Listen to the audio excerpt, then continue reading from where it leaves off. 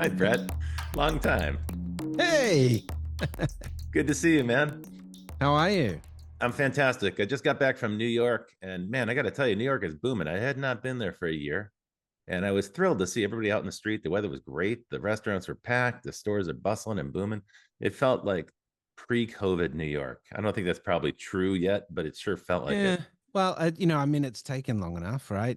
But it's still, I mean, I haven't lived in New York now for a couple of years, Hmm. obviously. Um, so, but I do think that, New York, when it's buzzing, it's pretty unique, obviously. There's a few cities like that in the world. Obviously, Dubai, I think would fall into that category these days. London, of course. London, Right. Hong Yeah. Kong used to be, but I Yeah. don't know now. Singapore, Bangkok for sure. Yeah. Bangkok, for sure. And of Mumbai. course, Mumbai, Beijing, Shanghai. But the city that people compare to New York the most is Sydney, Australia, for good Really? reason, actually. Yeah, for good reason. There's the same level of Why? Because it's on a sophistication and harbor. hipness and style, and it's sort of a fashion center for Australia. So, in some respects, that's accurate. It's also extraordinarily expensive, so that makes it fit with Oh New York yeah. as well. Yeah, Sydney, I think, is like the second most expensive Yeah. real estate per capita or something in the world right now, and Tokyo number one. So even like if you compare it with your like the average annual salary, that's the metric that they use, right?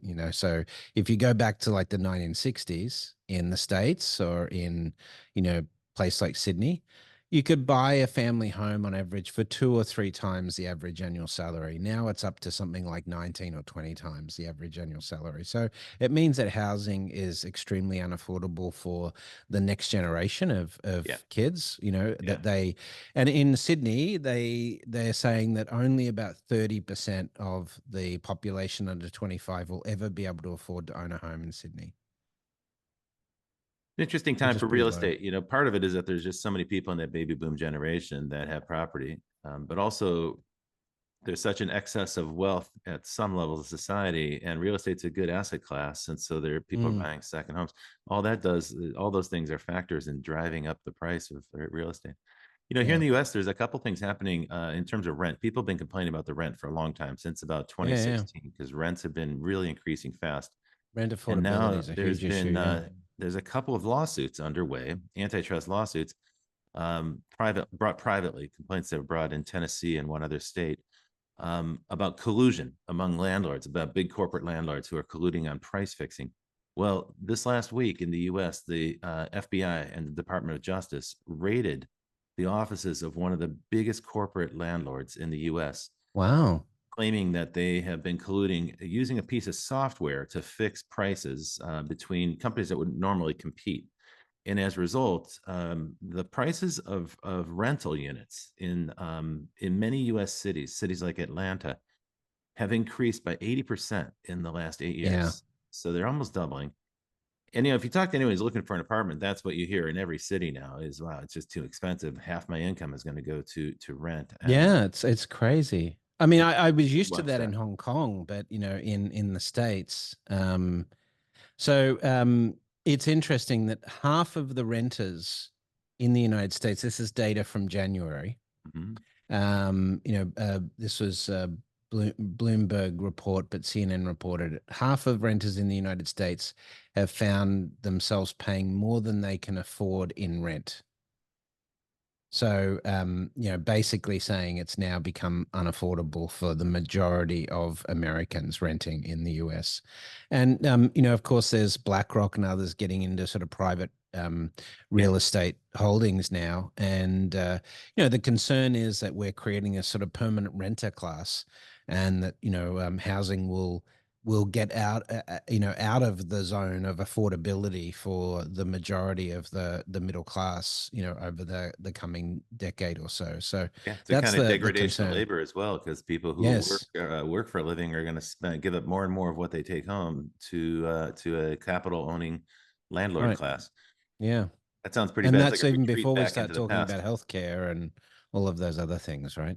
Well, that's the other big factor. So this is another futurist related topic, is the cost of insuring a home has skyrocketed in the last few Yeah. years. Here in California, my house, my price of my home insurance has doubled and doubled again. And apparently, I have a good deal relative to other people. Apparently, it's not as high as it could be. A lot of factors for that. Of course, the one factor is that we have fires every year now, and then of course, following the fires, because there's no land, there's no trees or forestry on the hillside, we have mudslides and landslides and so forth. So you've got this weird cycle in California, but in many other states now, of climate extremity or extreme weather driving up costs of home insurance.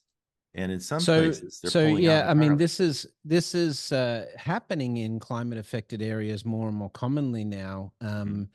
Just in 2022, there were already eight housing related insurers, property insurers that were declared insolvent in Florida alone, right? And Mhm. since then, we've added another, I think a dozen. So, if you live in climate affected areas like Florida, particularly Miami-Dade County, and certainly fire affected areas of California, your homes will be insurable by the fact that the insurance companies can no longer afford to insure them.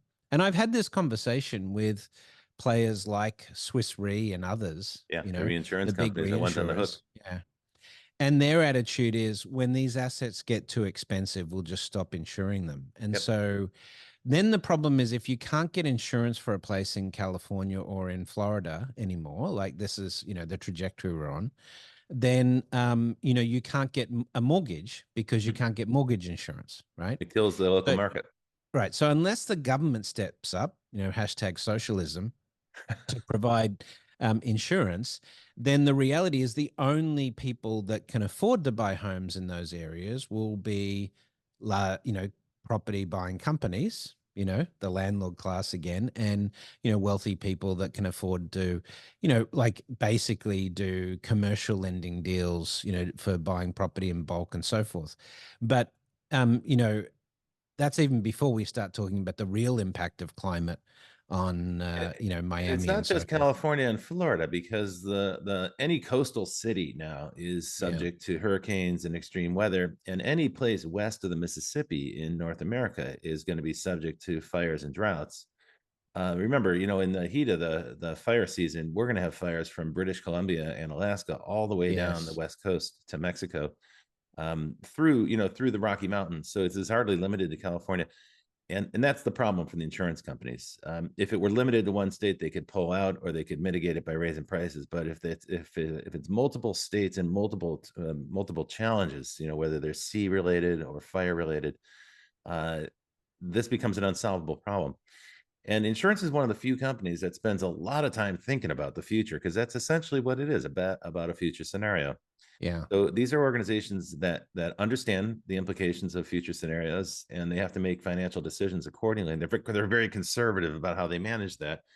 I think these are telltale signs then that climate change is way more serious than most people tend to think about it, at least here in So the it's interesting. I'm just looking at a report that the New York Times did back in March, and they looked at a bunch of states where insurers are already impacted by climate in terms of property insurance, US. and it includes states that I You wouldn't wouldn't have expect.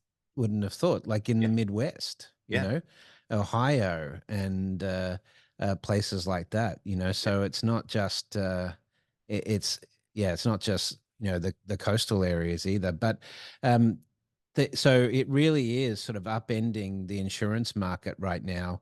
As you said, it's wildfires, windstorms, the hurricanes and so forth as well.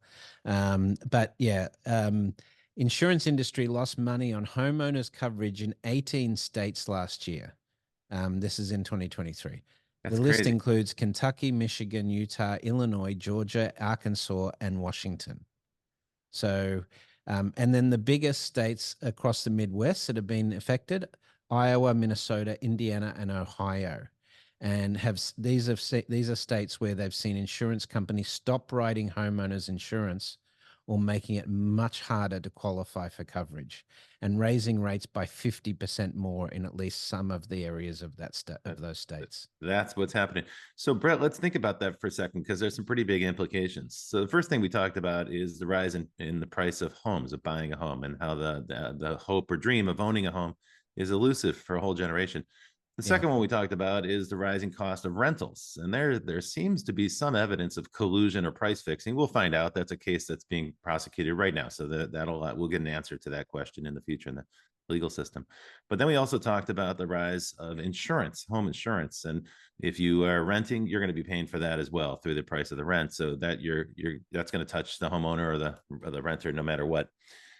These things together are driving political instability because we keep getting a Yeah. message from Right. economists and from politicians that inflation's over and we've managed it. And relative to other countries, that's actually true. The United States has managed to come out of this inflation cycle better than most other countries. However, consumers don't see it that way because their costs keep going up. And it's not just the cost of home ownership or rental or insurance, it's also the cost of groceries and the cost of gasoline. Yes. These Yeah. prices are much higher now, and that's fueling this kind of Well, resentment but to come mad. this comes back to the fact that we don't have real wage growth in the United States, and we haven't since the 80s, essentially.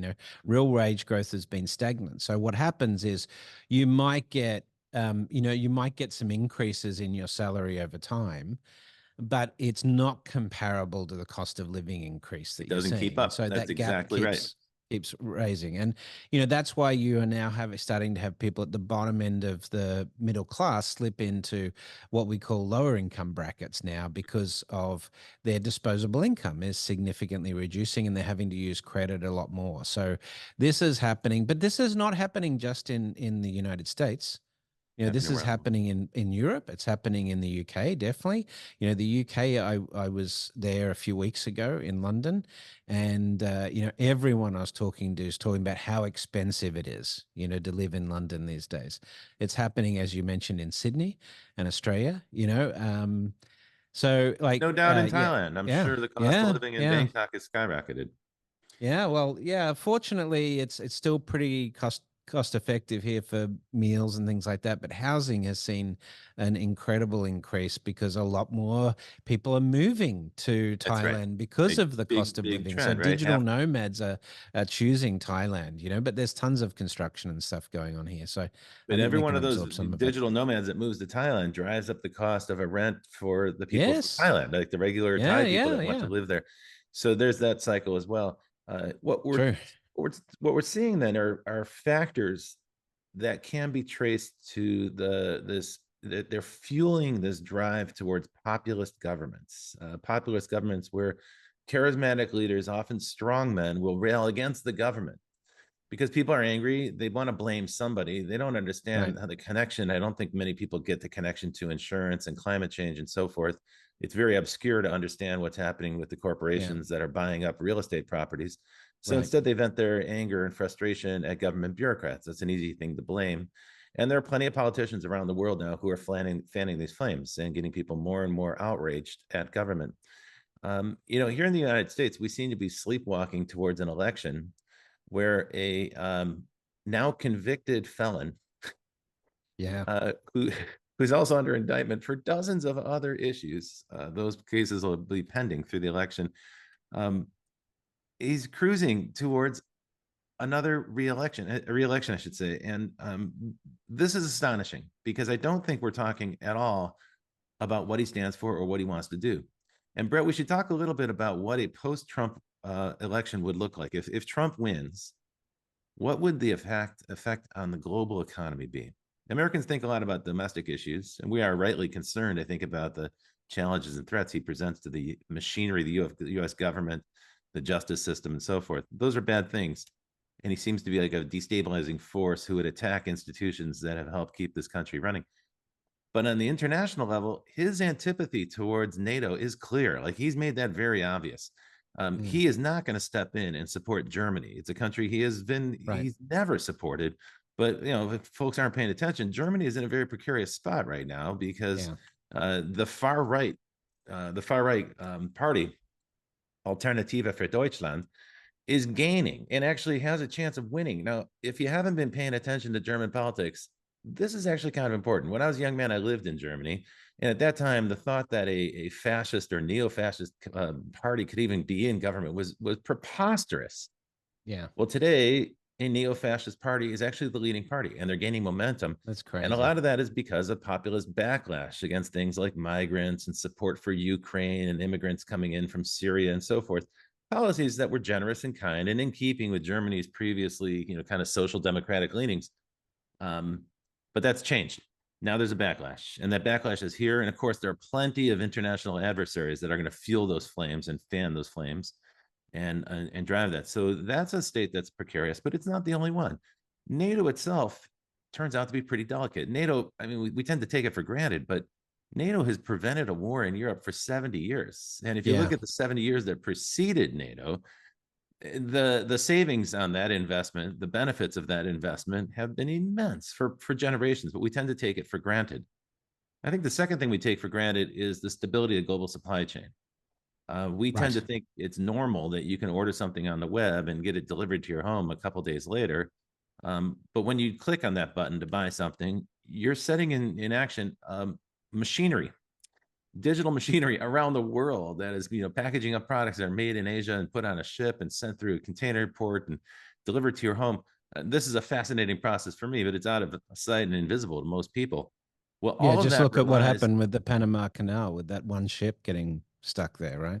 in the Suez Canal, right? Yeah, yeah. Suez And Canal, sorry. yeah, and And the so this is same it. same Like with it's what we've seen with grain shipments out of Ukraine, the and the during the rocket pandemic. attacks by Yeah. the Houthis on the Yeah, yeah. coast of Yemen, right? So it doesn't take much to upset that global supply chain. Of course, we all lived through that through COVID. That seemed like an extraordinary circumstance. But one thing that seems like a very clear implication of Trump's reelection, if he's reelected, so he's going to have a lot less interest in supporting faraway places and Right. intervening in faraway conflicts, meaning there'll be less stability in those global supply chains. Yes. And it's really a good idea for people who are listening to take a look at the products you buy, the stuff that you like to have on demand, and think about where is it made and how does it get shipped to me? Because chances are very good the ingredients or the components of that are created in a faraway place and they go through that global supply chain. And so you're going to be dependent on that. We saw in COVID that just one part missing can shut down an auto factory, even if that auto factory is based in the US or in Mexico. If they're dependent on one part through the supply chain, they can't finish the cars and the whole thing shuts down. This interconnected web is the most intricate thing humans have ever built. More than 1 million companies in hundreds of countries around the world participate in the supply chain. And if the United States pulls back from guaranteeing safe sea transit, then we're going to have a world of instability. That might benefit the US in the short term, but in the long term, it's going to cost everybody dearly. We'll So the revert back to the the 19th century.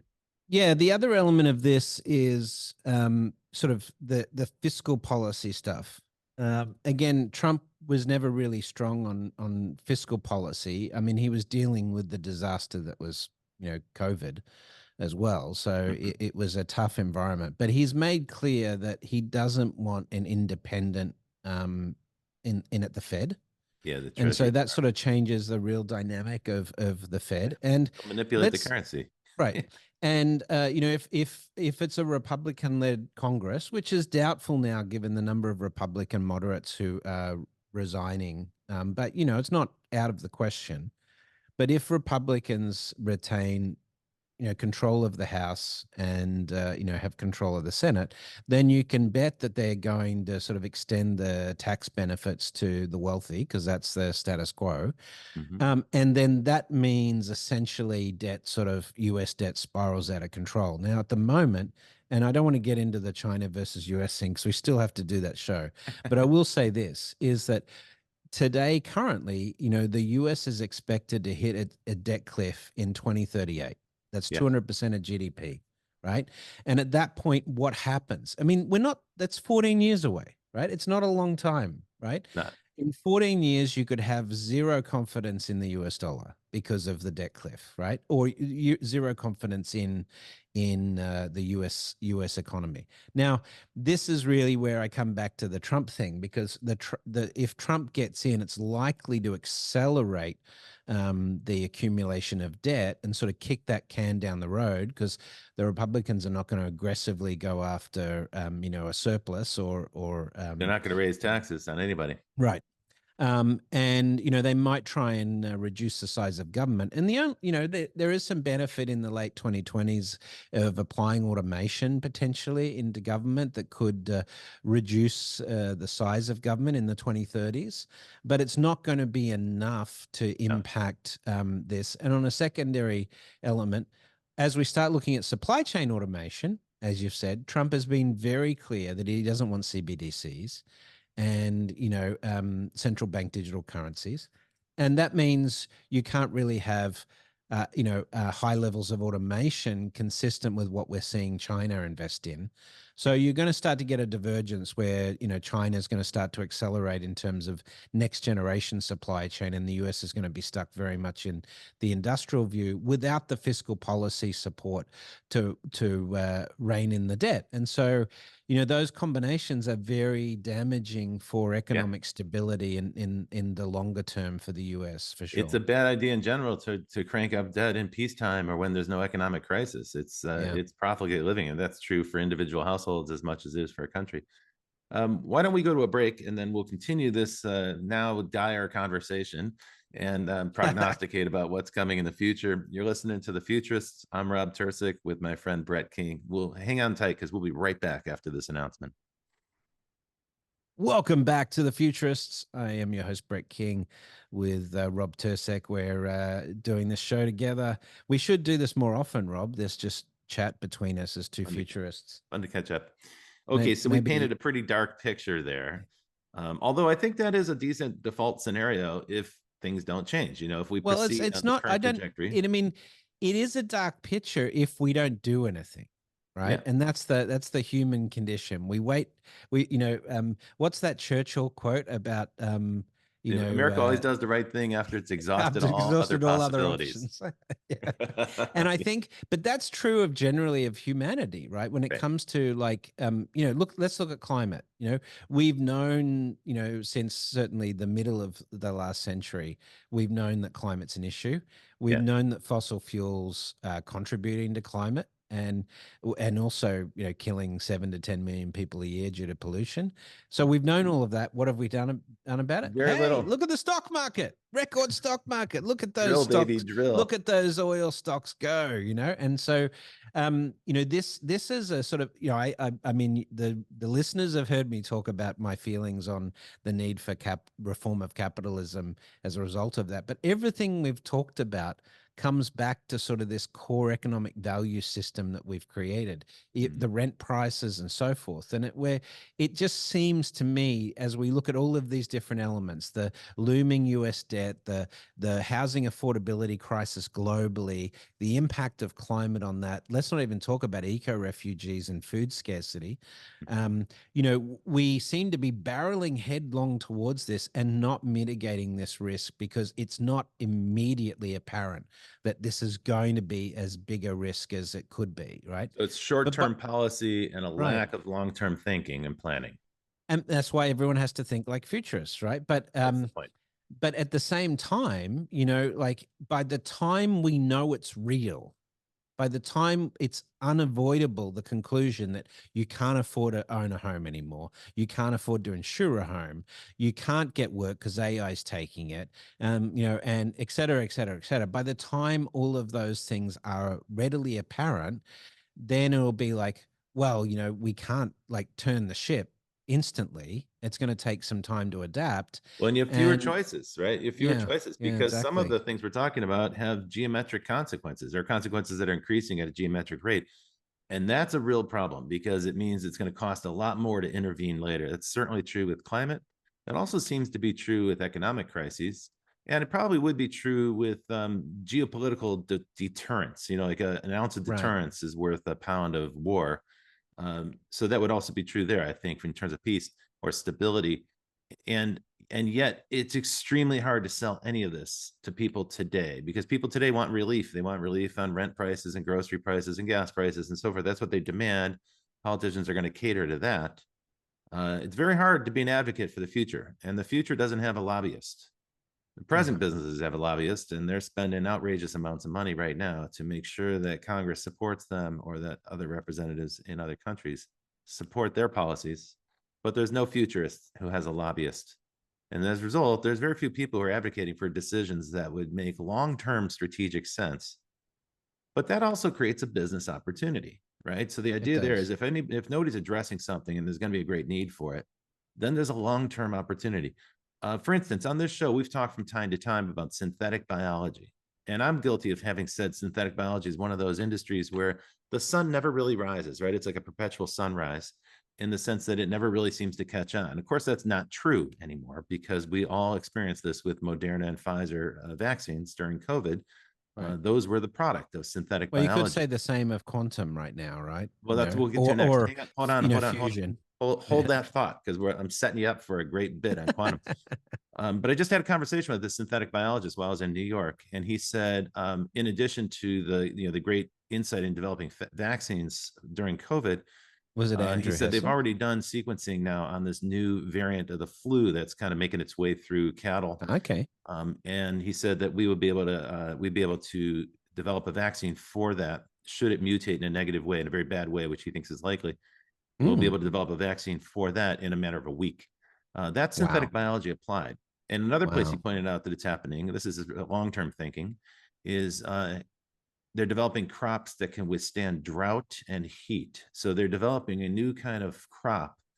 This is a big issue here in the US because a lot of the farmland that we benefit from that feeds the country is also subject to drought.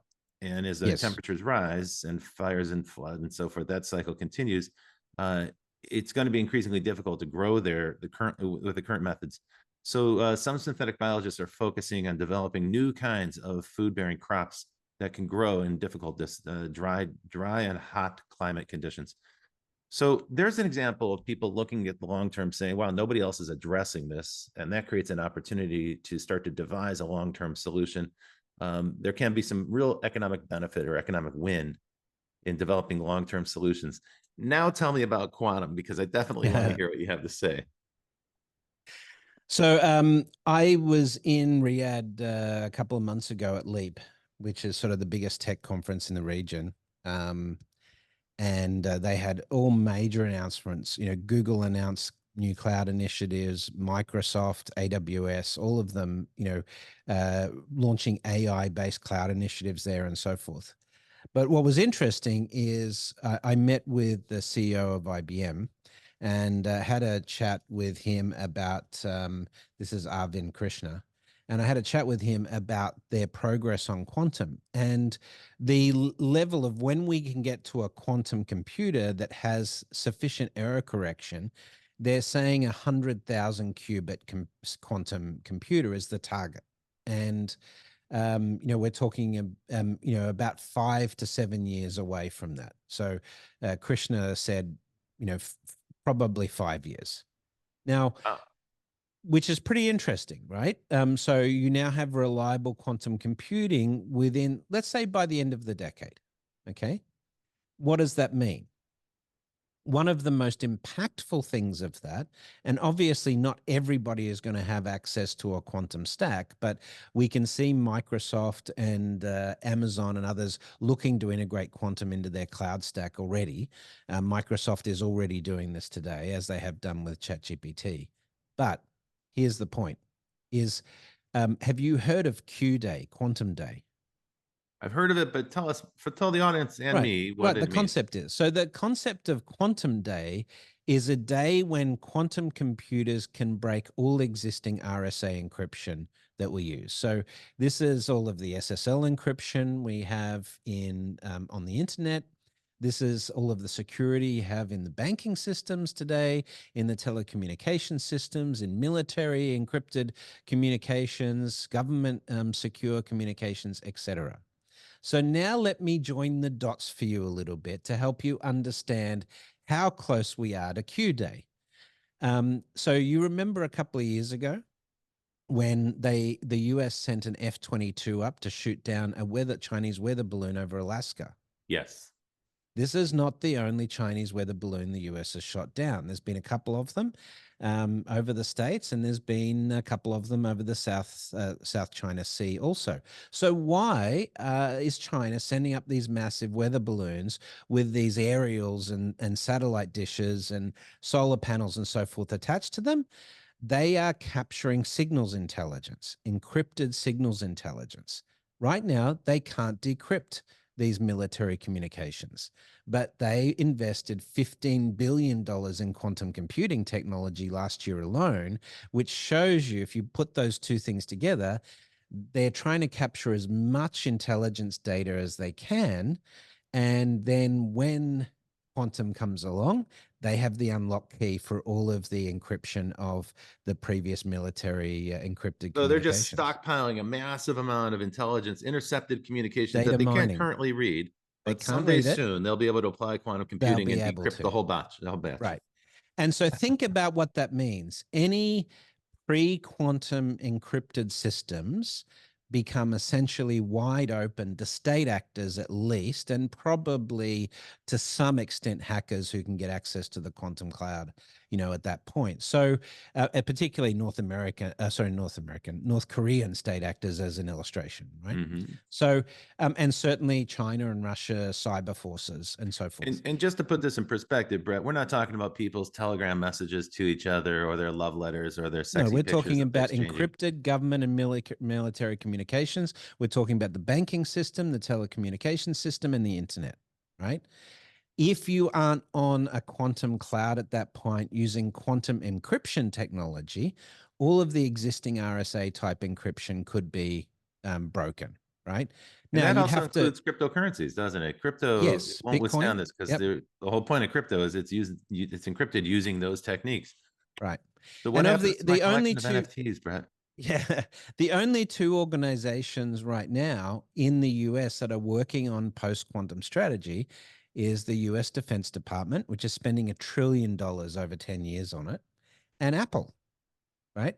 So these are the only two organizations that have committed to a post sort of quantum security world, right? And it's interesting that two of these leading organizations are concerned enough about this that they're investing big money in this.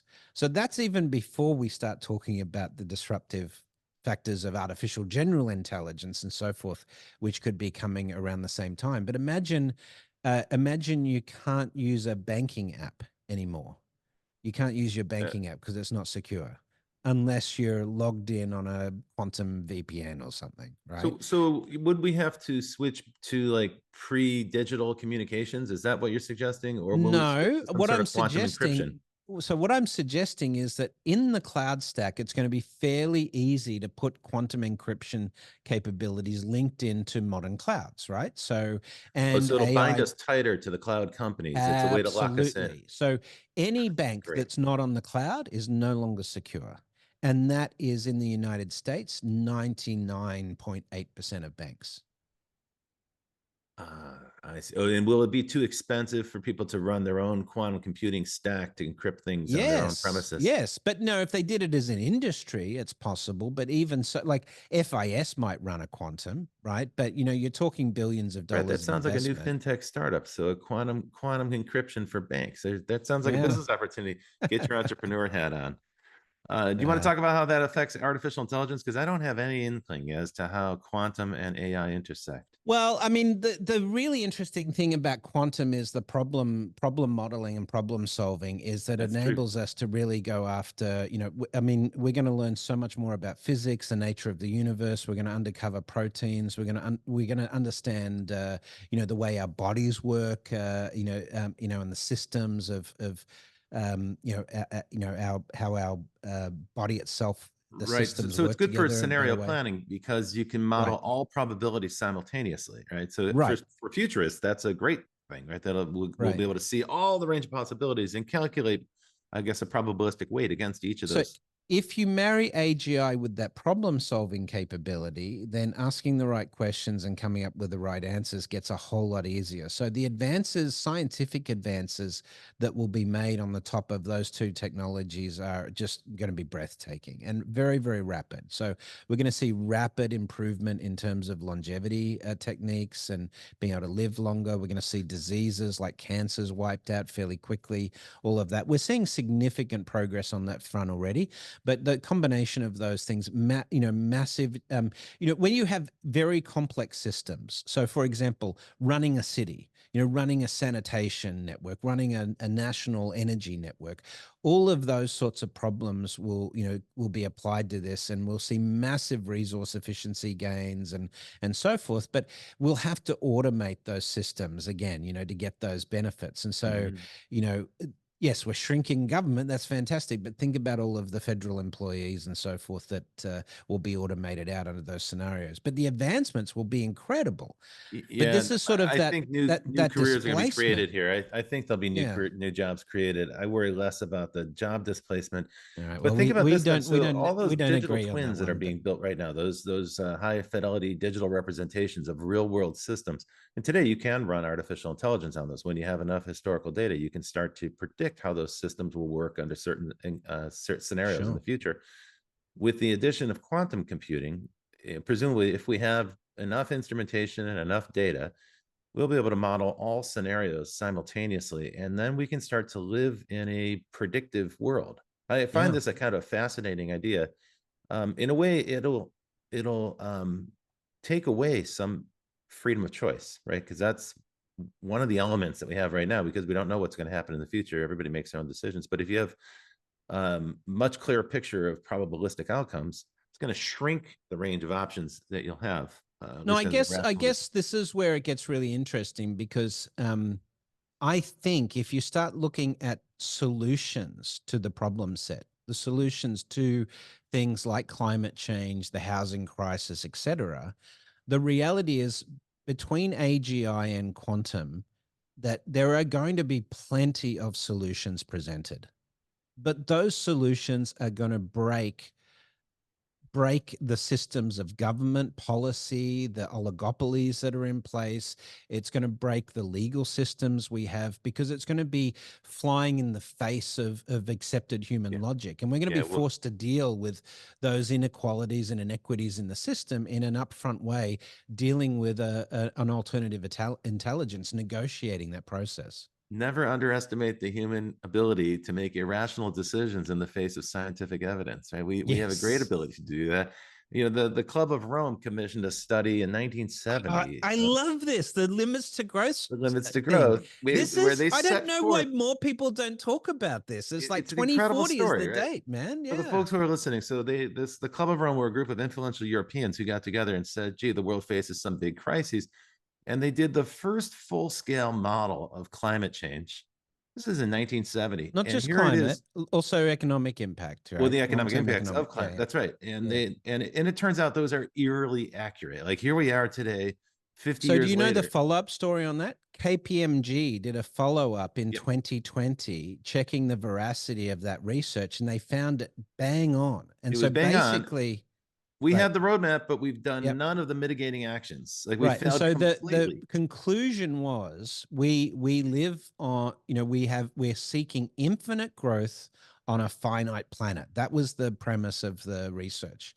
Yeah. And they came up with this limits to growth concept, which is unless we put limits on economic growth, we're going to burn out the system. And in 2040, the entire economic system would collapse. And, And it turns this out is that what, prediction was pretty yeah, accurate, right? we're right on Okay, track for but that. that's a great illustration of the point that you can have the scientific evidence and you can show the trajectory and prove it, and people will Right. still make the wrong decisions for all the near-term thinking reasons, for all the near-term greed and profit decisions.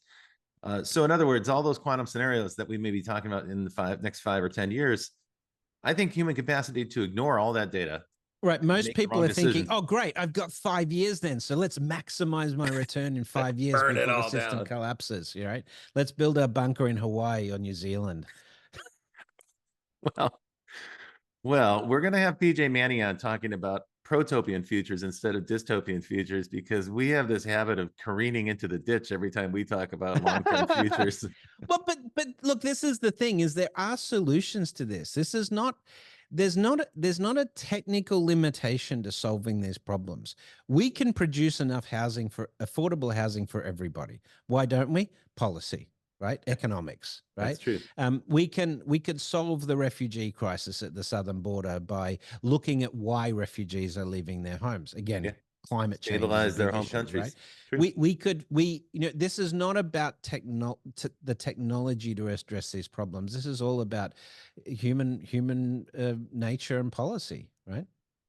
Yeah, and the problem is, like we talked about at the beginning of the show, it's very easy to game policy in the near term for near term gain. And it's very difficult to influence policy for the long term. It takes some extraordinary insight for a politician to resist the temptation to take in the easy money So and make a long term decision. you're absolutely right, Rob. But let's finish on a positive note, right? Yes, I Because want that this very show, much. we're recording the show. It's going to go out tomorrow. So this is a quick turnaround for us because we wanted to sort of have a bit of a show with the two of us. It's the first chance we've had. But the big news I wanted to share today is that SpaceX successfully did their flight test number 4 for the Starship, which includes the booster and the Starship, or the ship that sits on top of it. Starship is the actual structure, right? And both of the vehicles landed safely. That is,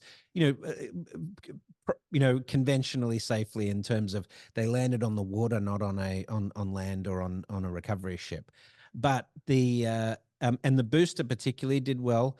The Starship, or the ship on the top, it got into orbital velocity, and Okay. then they slowed it down the atmosphere. So it did a suborbital hop essentially. It didn't do a full orbit, and it landed in the Indian Ocean. But they had a portion of the flaps that aerodynamically control the aircraft that burned through because of the intense heat. So one of the flaps sort of got destroyed, but it still did an upright landing Oh, on its tail. So we are getting pretty close to having the largest operational spacecraft in history that can put 100+ tons into orbit every time, so that's fully what it is. reusable. It's like heavy lifting Yeah. from Earth to what, the moon or to some asteroid. Is Well, that the idea? Or is initially to the moon and then to Mars, and they would start making flights probably, I don't know, in the the early 2030s to Mars. But they need to put like 100 of these ships into orbit and have refueling in orbit, to do a sort of Martian colony attempt. would they They try to may launch to Mars from the Earth, or would they launch from the moon or from a space station where they don't have to deal with They the would launch from gravitational well? orbit. So what happens Yeah. is it would Okay. go to orbit, right? With the passengers in the ship, it would refuel. It would take 5 or 6 flights to give that enough fuel in the tankers to refuel Mhm. them. There'd be sort of a space tanker, which would be a converted Starship up in orbit, and they'd dock with that, and they'd have to do that for a number of these ships, and then they'd travel together as pairs. So if there was any issues, that they could essentially dock the ships and take crew from one Starship to the other, if in the worst case scenario.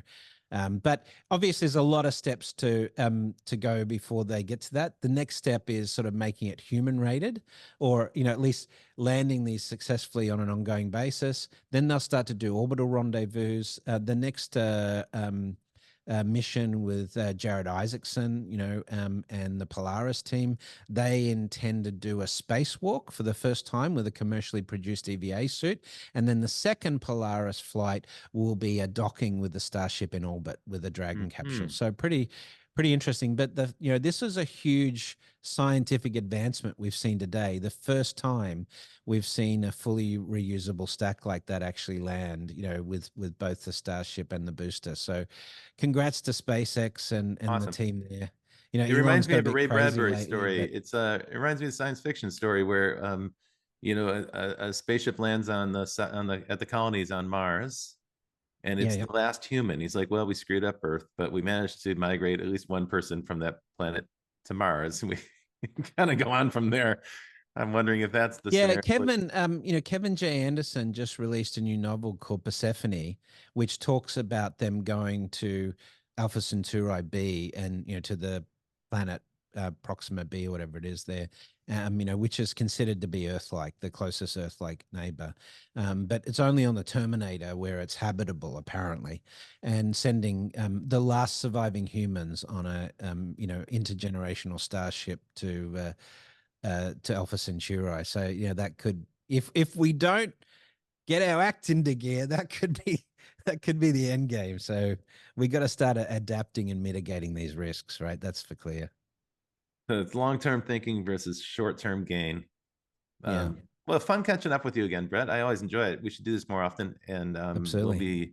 we'll be interviewing more futurists. Actually, as soon as tomorrow, we have got a great bunch of shows coming soon. But in the meantime, thank you to the whole crew for making the show happen. Brett, it's always good to see you on your Yeah, travels. It's good to connect, and I'm looking forward to continuing these conversations about the near-term and long-term implications of future thinking. Well, folks, thanks. That's it for this week. We will be see you next week with another group of futurists, experts who are thinking about or influencing or shaping the future. And until then, we will see you in the the future. future.